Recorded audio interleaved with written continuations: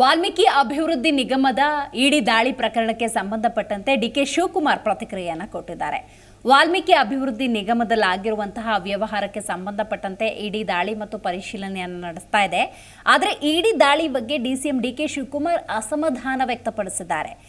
ಈಗ ಇಡಿ ದಾಳಿಯ ಅವಶ್ಯಕತೆ ಇರಲಿಲ್ಲ ಅಂತ ಹೇಳಿದ್ದಾರೆ. ಈಗಾಗಲೇ ಎಸ್ಐಟಿ ತನಿಖೆ ಕೂಡ ನಡೀತಾ ಇದೆ. ಪ್ರಕರಣ ಸಂಬಂಧ ನೋಟಿಸ್ ಕೊಟ್ಟು ತನಿಖೆ ನಡೆಸುತ್ತಿದ್ದಾರೆ. ಆದರೆ ಈ ಸಂದರ್ಭದಲ್ಲಿ ಇಡಿ ದಾಳಿ ಅವಶ್ಯಕತೆ ಇರಲಿಲ್ಲ ಅನ್ನೋದು ಮಾನ್ಯ ಉಪಮುಖ್ಯಮಂತ್ರಿಗಳ ಮಾತು. ಇಡಿ ದಾಳಿ ಏನು ಅವಶ್ಯಕತೆ ಇರಲಿಲ್ಲ. ಆಗಲೇ ನಮ್ಮ SIT ಅವರೆಲ್ಲ ದಾಳಿಗಳನ್ನು ಮಾಡಿ ಬೇಕಾದಷ್ಟು ಹಣ ಎಲ್ಲ ರಿಕವರಿ ಮಾಡಿದ್ದಾರೆ. ಇಡಿ ಅವರು CBIನವರಿಗೆ ಪ್ರಾವಿಷನ್ ಇದೆ. ಇಷ್ಟು ಕೋಟಿ ರೂಪಾಯಿ ಮೇಲೆ ಏನಾದರೂ ಅವ್ಯವಹಾರ ಆಗಿತ್ತು ಅಂತಂದರೆ ಬಂದು ನೋಡಲಿಕ್ಕೆ ಅವಕಾಶಗಳಿದೆ. ಇಡಿಗೆ ಏನು ಅವಶ್ಯಕತೆ ಏನು ಇರಲಿಲ್ಲ. ಇಡಿಗೆ ಯಾರು ಕಂಪ್ಲೇಂಟು ಕೊಟ್ಟಿರಲಿಲ್ಲ. NR ರಮೇಶ್ ಮೇಲೆಲ್ಲ ತೊಗೊಳಕ್ಕೆಲ್ಲ ಅವಕಾಶ ಇಲ್ಲ. ಅದಕ್ಕೆಲ್ಲ ಸಿಸ್ಟಮ್ ಇದೆ. NR ರಮೇಶ್ ಇನ್ನೊಬ್ಬ ಅವ್ರ ಮೇಲೆಲ್ಲ ತೊಗೊಳಕ್ಕೆಲ್ಲ ಇಡಿ ಕಂಪ್ಲೇಂಟ್ ತೊಗೊಳಕ್ಕೆ ಅವಕಾಶ ಇಲ್ಲ. ಸರ್ಕಾರನೇ SIT ಕಂಪ್ಲೇಂಟ್ ತೆಗೆದುಕೊಂಡಿದೆ. ನಾವು ಅದಕ್ಕೆ ಇನ್ವೆಸ್ಟಿಗೇಷನ್ ಮಾಡ್ತಾ ಇದ್ದೋ. ಎಲ್ಲರಿಗೂ ಅವರು ನೋಟಿಸ್ ಕೊಟ್ಟಿದ್ದಾರೆ.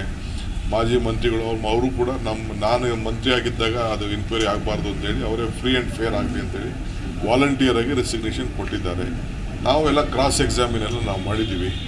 ಅವ್ರು ಯಾವುದು ಸಿಗ್ನೇಚರು ಮಾಡಿಲ್ಲ, ಯಾವುದಕ್ಕೂ ಇನ್ವಾಲ್ವ್ ಆಗಿಲ್ಲ ಅಂತ ಕೂಡ ಅವ್ರು ನಮ್ಮ ಹತ್ರ ಮನವರಿಕೆ ಮಾಡಿಕೊಟ್ಟಿದ್ದಾರೆ.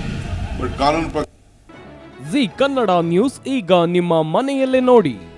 ಎಲ್ಲ ಕೇಬಲ್ಗಳಲ್ಲಿ ಈಗ ಲಭ್ಯ.